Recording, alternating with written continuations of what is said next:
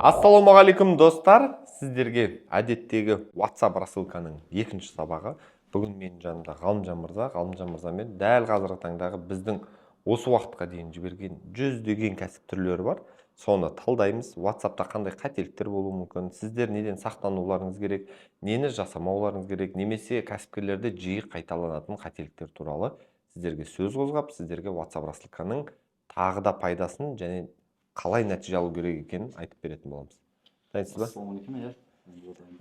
Қазір көп осы кәсіпкерлерде кездесетін қателіктер жайлы айтып кетейікші. Қараңыз, қазіргі таңда рассылка жіберген кезде бізде ең бірінші жіберілетін қателіктер сценарийдің болмауы. Рассылка WhatsAppқа біз рассылка жібереміз, соның дұрыс сценарий құрастырмау. Оларда яғни бізде қазір сценарий құрастырудың бірнеше жолдары бар, яғни рассылка жіберудің. Бізде товар мен эксперт деп бөліп аламыз. Мысалы, эксперт ол сіздің қазіргі таңда тренинг сатуыңыз, өзіңіздің услугаңызды сатуыңыз, дәл сіз сияқты эксперттер. Ол мысалға айтайық, осы жерде енді тек қана инфобизнес басқа емес, ол врачтар болуы мүмкін. Иә, мысалға түрлі сала, мысалға біздегі жіберген алдыңғы подолог мамандар, иә, немесе алдыңғы жіберген үй алу бойынша эксперт, ипотека бойынша эксперт біз жібердік. Тағы қандай эксперттер жібердік? Бізде одан кейін массаж нені жібердік қой, қуаныш орталығы. Мысалы, сол сияқты салаларды да мысалы жіберуге болады.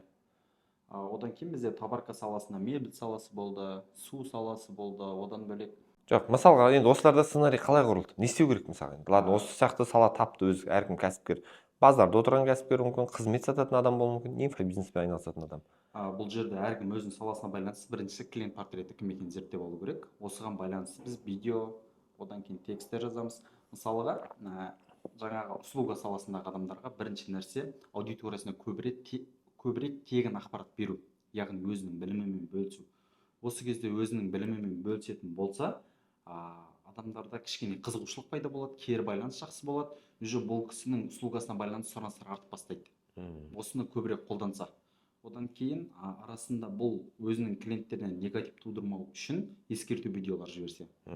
Мысалға, мен сіздерге рассылка жіберіп отыратын боламын, пайдалы ақпаратпен бөлсем, бұның ішінде мен өзім услугаммен бөлсем деп отырып ескерту жіберу керек. Мысалға, енді осы рассылка жіберген кезде бізде көбінесе біз үш форматтан таңдай аламыз. Біріншісі текст формат, екіншісі фото, үшіншісі видео. Осының қайсысы өтімдірек?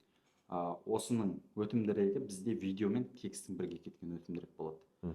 Өйткені не үшін адамдарды визуальный көре алады сіздің видеоңызды, экспертті болмаса алып жатқан товарды, мысалы кітап сатып жатсын, бұл кітапты көре алады. Біз көрсете аламыз видеода. Ол жерде количествоның көп екен немесе аз екенін көрсете аламыз. Ол жерде сапасын жақсы, жаман екенін көрсете аламыз. Ал текстпен біз соны толыққанды қамтып, астына текст жазған кезде адам түсінікті болады, не алып жатқаны, не үшін осы рассылкадан алу керектігі. Ал фотода болатын болса, енді ол жерде біз баннер қойсақ болады, астына сол туралы ақпарат қояламыз. Ол жерде де визуалны көре алады, кішкене уже түсінікті болады. Ал текстпен болған жағдайда біз ол жерде нақты SMS жазуымыз керек, сол кезде ғана конверсия жоғары болады. Аудио жіберуге болады ма? Аудио жіберуге болады, бірақ біз оны тек қана қымбат сайттардан ғана жібере аламыз. Ондай кезде WhatsApp-тың банға кетіп қалу несі жоғары болып кетеді. Бірақ оны қазір таңда қолданып жүрміз. Мысалға, бірінші кезекте енді осы бір хабарлама жіберген кезде негативпен жұмыс болғанда не істеу керек кәсіпкер? Негатив келіп қалды, мысалы 5 негатив келді. Жазба маған, қанды жібердіңдер ғой деді мысалы. Негативпен жұмыс жасағанда жаңағы бірінші нәрсе сіз біздің көп қолданатын ескерту видеосын жіберіп алу, алдын ала клиентке ескерту, клиенттің рұқсатын алуымыз керек. Өйткені рұқсат алмаған жағдайда өзімізде мысалға көп SMS келе берсе, кішкене наразылық туады. Сол үшін негатив тудырмау үшін алдын ала ескерту керек. Неге көп хабарлама жіберген кезде телефондар, кейде WhatsApp-тар банға кетіп қалып жатады? Бұл қаншалықты жиі? Банға кетіп қалу себебі біздің біріншіден видеоның ауыр болуы. Ауыр болмау керек, қанша секунд? 35-30 секунд болу керек қой. Видео, сол 35 секундның ішінде сенің айтатын акцияң бола ма, немесе бір хабарлама, орын ауыстырып жатсың ба, жаңадан точка ауыстырдың ба, қала ауыстырдың ба, соны айтып кетуің керексің. Болды. Сол 35 секундқа тез, жылдам, андайға біздің рассылка деген нәрсе клиентке тез шешім беретін, ол ойламаған жерден сатып алатын болғандықтан кейін 35 секунд тез болу керек. Осы жерде бір нәрсені айтып кетейін. Кез келген видео түсірген кезде клиентке WhatsApp рассылка болсын, Instagram болсын, үш заңдылық болу керек. Кез келген видеоның басы, ортасы, аяғы. басол сәлемдеме және түсіндіру кім екеніңді, қандай компания екеніңді, ортасы бұл жерде презентация болу керек, қысқа 10 секундтық, нақты не өнім, акция беріп жатсың ба, жеңілдік болып жатыр ма, қанша күнге созылған деген сияқты. Және үшінші соңы call to action дейді, бұны көбінесе шақыру, адамдарға және призыв жасау, немесе сол итермелеу. Астына плюс қалдырыңыз, номерға хабарласыңыз, 3 күн болады деген сияқты. Осы 3 бөлімнен міндетті түрде видео сол кезде сіздердің өтімді болады. Дұрыс айтасыз. Осы жердегі және айтып кеткен нәрседе сосын біздегі банға кетіп қалудың себептері тағы да бір WhatsApp болады ғой бізде, соны 3-4 телефонға бөліп алу. Бұл өйткені жан жақтан жауап беріп отырады ғой, 4 адам мысалға, сол кезде WhatsApp-тың өз нарушениесі бар, соған не қылмауымыз керек, нарушить етпеуіміз керек. Тағы да үшінші нәрсе бар, бұл жерде біз видеода андай қауіпті заттар, провокацияға шақыратын нәрселер, пышақ деген сияқты, өрт деген сияқты заттарды көп көрсете бермеуіміз керек. Одан кейін тағы бір нәрсе бар, WhatsApp-тың кемі 3 ай қолданылған болу керек бізде. Маңызды, ескі WhatsApp-тың болғаны дұрысырақ қой, Ескі WhatsApp-тың болғаны бізге ұзақ уақыт сол WhatsApp-пен рассылка жібере аламыз. Ал қысқа мысалға жақында алынған болса, ол сразу банға 1 рет кетеді, 2 рет, 3 рет кеткеннен кейін бізден сол номерден мүлдем WhatsApp ашылмайтын болып қалады. Ал бұл жерде бір бан деген нәрсе бізде бір күнде немесе 12 сағатта ашылып жатады. Ал мәңгілікке кетіп қалу қаупі де бар ма? 3 реттен кейін уже мәңгілікке кетіп қалады. Немесе жаңадан қосылған WhatsApp-тар бірден банға вообще ашылмайтын қылып тастайды. Сондықтан ескі номер болғаны жақсы. Егер ол сіз қолданып жүрген номер болса, клиентпен қарым-қатынас болған номер болса, оның банға түсу қаупі азырақ. Сіздер мына подкастты көріп жатқанда, мен сіздерге бір керемет жаңалықпен бөлісе кетейін. Алла қаласа, қарашаның 23 күні Астана қаласында менің сату ұят емес тренингім болады. Білесіздер, менің сату ұят емес деген кітабым бар. Соған арнайы біз 5 сағаттық тренинг жасаймыз. Тренинг офлайн болады. Астана қаласында, және құны да қатты қымбат емес, 10 000 теңге.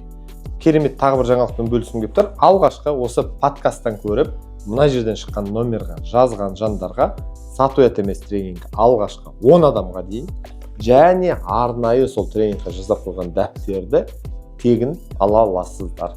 Тренингті біз 5 тақырып қозғаймыз. Дәл қазір таңда сатылымды арттыратын өзімнің құпия методикалар. Барлығын бөлсем, және сіз де сатылымыңызды арттыра аласыз. Олай болса, тренингқа тіркеліп алыңыздар. Бағанағы көрсетілген номерға подкаст деп жазыңыздар, және тренингқа тіркелетін болсаңыздар, мына 2 бонусты сіздерге тегін алу мүмкіндігі бар. Олай болса, астаналық кәсіпкерлер сіздерді сату ұят емес тренингді күтеді.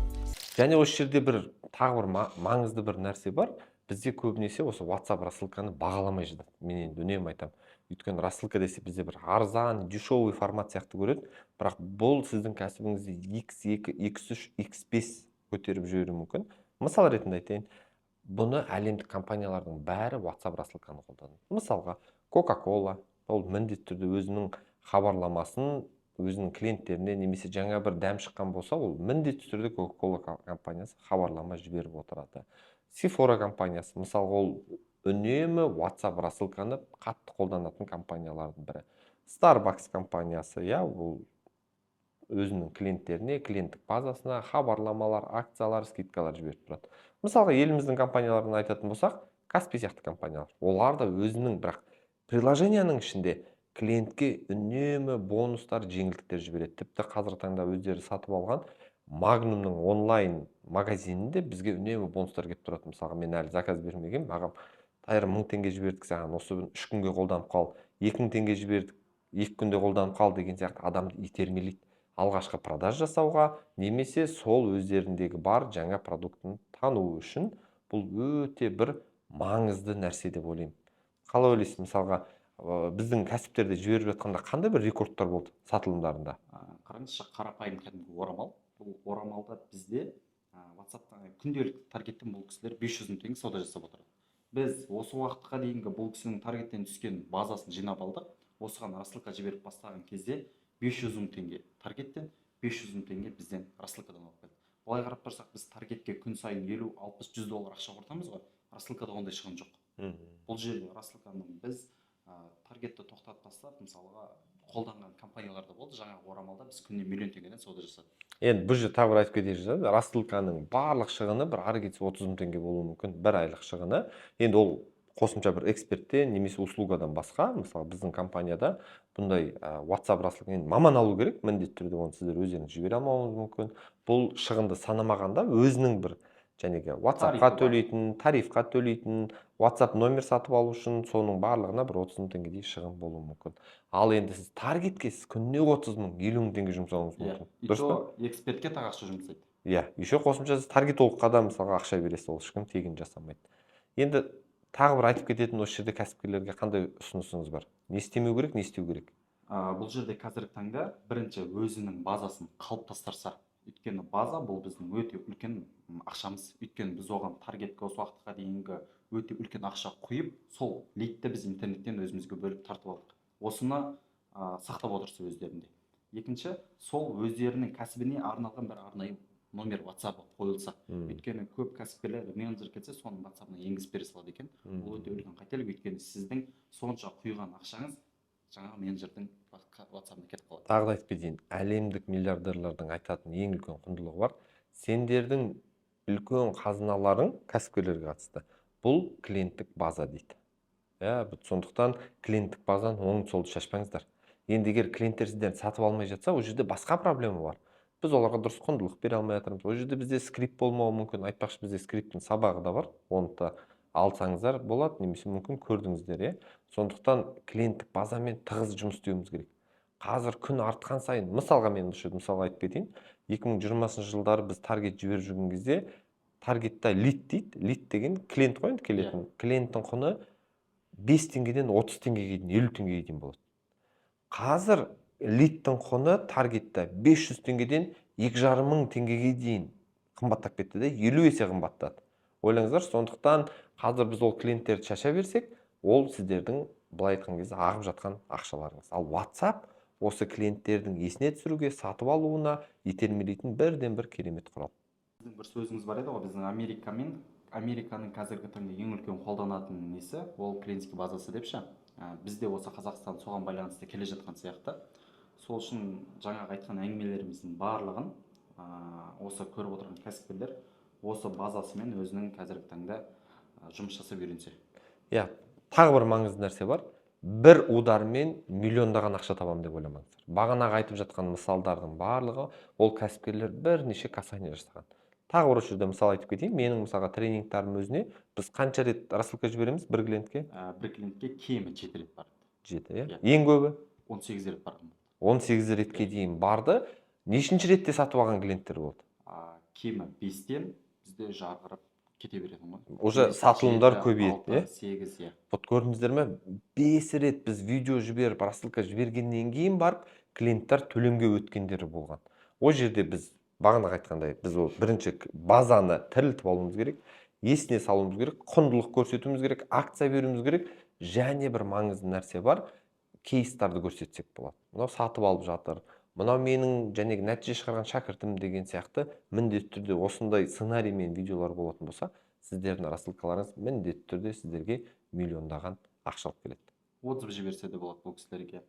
Сосын жаңа рассылканың бірінші ескерту видео, екінші таныстыру, үшінші отзыв жіберсе болады, төртінші скидка айтса болады, соңында тағы да ескерту видеолар жіберіп, осылай сценарийін қатарынан жазып отырса болады. Керемет. Олай болса достар, WhatsApp-ты қолданыңыздар.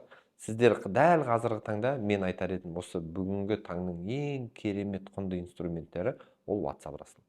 Кімдегі осы WhatsApp рассылканы тереңірек меңгеретін болады, кімдегі осы клиентке жіберетін хабарламаларды, видеоларды шын ықыласпен, мұқият, жақсы ниетпен және әдемі офер айта алатын болады, ол міндетті түрде миллионер болады.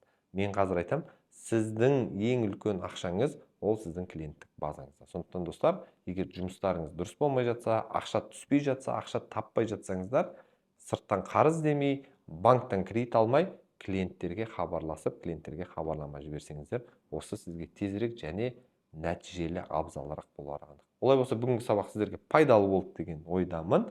Әлі де біз сіздермен жұмыс жасаймыз. Егер сабағымыз ұнаса, міндетті түрде біздің чаттарға кері байланыс беріп қойыңыздар. Сіздермен болған Тайыр Нұғман. Сабағымыз пайдалы болсын.